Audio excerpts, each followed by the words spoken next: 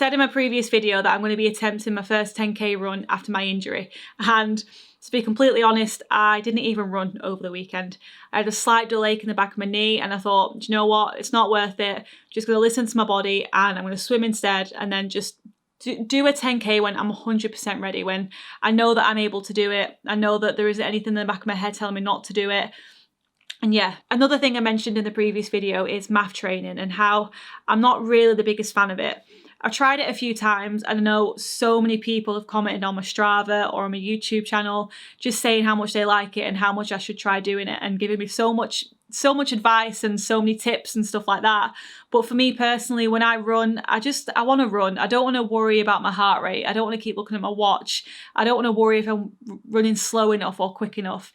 I run just to enjoy it. I don't really want to worry about other things. I just want to focus on the process of one foot in front of the other, getting it done, feeling great afterwards, and not having to worry about additional things on top of it.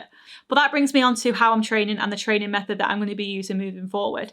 This training method was first brought to my attention by Chris from the Running Guide channel. I then read it in Ross Edgley's book, and Ross Edgley also mentioned it in his latest video, and that is 80-20 polarized training.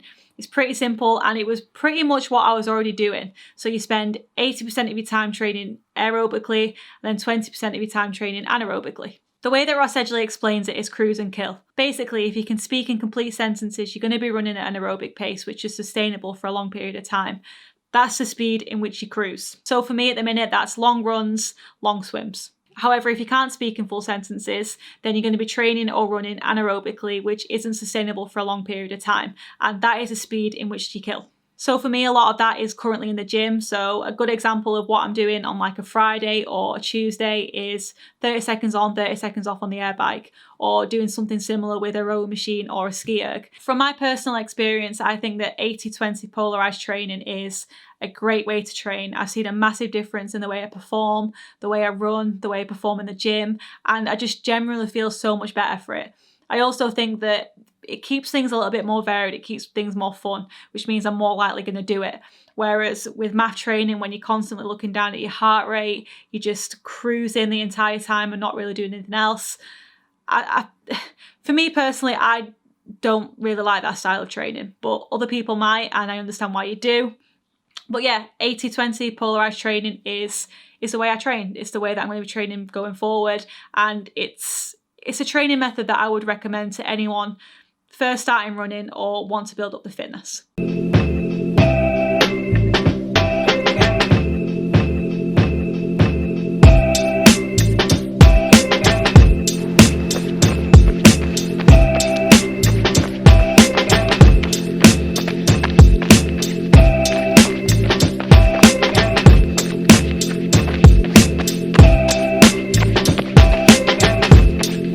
Once again, my shoulder is annoying, really annoying.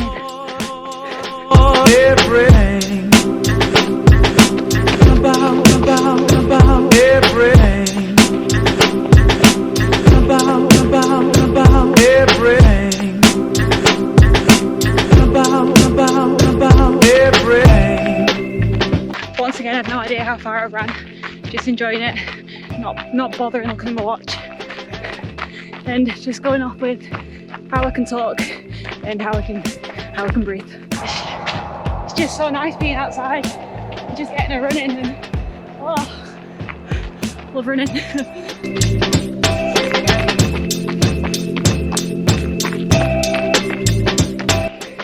Honestly, I'm just really enjoying just running, having no pressure on me, not looking at my watch and just enjoying it, because I tend to put a lot of pressure on myself, especially with social media and things like Strava, but the main thing is to just enjoy it.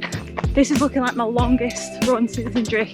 I'm not going for a 10k, but I think I'm going for like 6 or 7, which I'll be really chuffed with. So currently I'm 4.7k. I've got quite a bit to go until we get to the start. So everything about everything about everything do. Right, so that's 7k done, and I'm really chuffed with that. No pain in my leg, a little bit of pain in my collarbone, but other than that, felt fit, felt really good. And I think the next long run's going to be a 10k. I think it's time. Go upstairs for 2 seconds and she is the biggest seat thief ever. Aren't you? Still in my seat? I am absolutely buzzing about yesterday's run. I definitely didn't expect to be running any further than 5k anytime soon. I didn't think the physio would say that I could start doing longer runs again. And the fact that I was fit enough to do it, there wasn't any pain when I was doing it, I'm in a really good place with my running, and it's nice to know that I can start planning things. I can start planning future races, what I'm doing next year, and I do have some stuff in mind which I will talk about soon. So yeah, everything is going really, really well with my running. There's a little bit of pain there today behind my knee, which is kind of to be expected. The physio did say that that'll happen. As long as I keep doing my stretches and the strength work is giving me, then there really isn't anything to worry about. So we're all good.